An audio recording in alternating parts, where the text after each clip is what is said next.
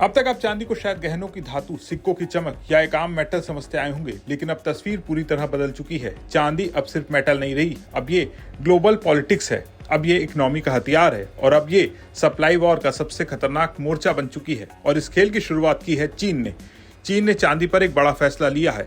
चीन का ये कदम दुनिया की सप्लाई चेन को हिलाने वाला है। चीन के इस खेल से पूरी दुनिया में हड़कंप समझ गया है।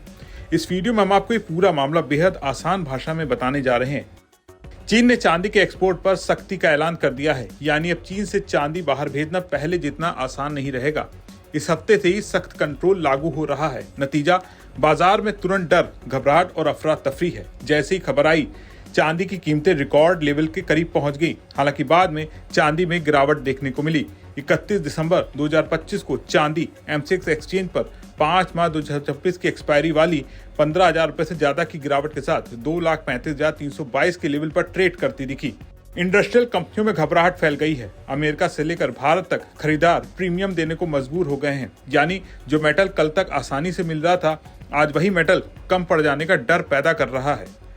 अगर ये सब आपको जाना पहचाना लग रहा है तो वजह साफ है। चीन पहले भी ये गेम रेयर अर्थ मेटल्स के साथ खेल चुका है। फर्क बस इतना है कि इस बार निशाने पर है चांदी, जो इस्तेमाल होती है solar panel, electric vehicle, semiconductor, medical उपकरण और डिफेंस टेक्नोलॉजी।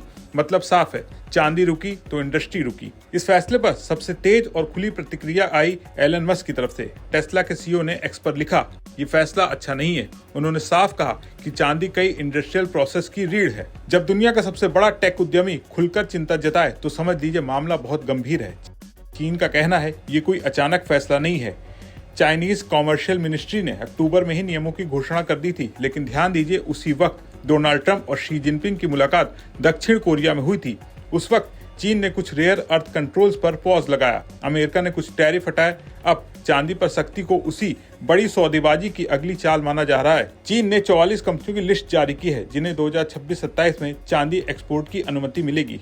मतलब हर कोई चांदी नहीं बेच पाएगा, सरकार की मंजूरी जरूरी होगी, सप्लाई पूरी तरह कंट्रोल में, और यहीं से डर शुरू होता है। आगे और मेटल्स टारगेट पर हैं। बात यहीं खत्म नहीं होती। 2026 से चीन टंगस्टन, एटमनी जैसे मेटल्स पर भी एक्सपोर्ट को सख्त करने जा रहा है। ये वही मेटल्स हैं जिन पर चीन का दबदबा है और जिनका इस्तेमाल डिफेंस एडवांस टेक में होता है। कनाडा की कुवा सिल्वर के सीईओ डेविड स्टीन ने बताया कि चीन की 2 कंपनियों ने बाजार भाव से $8 ज्यादा देने का ऑफर दिया, यानी सप्लाई टाइट होने का डर अब सिर्फ थ्योरी नहीं, हकीकत है।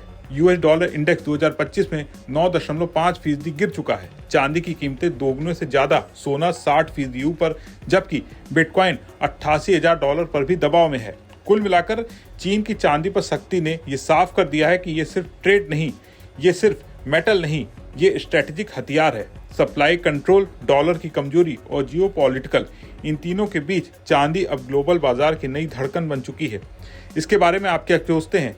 क्या ये सिर्फ शुरुआत है या आने वाले वक्त में दुनिया एक और बड़े मेटल वॉर की ओर बढ़ रही है?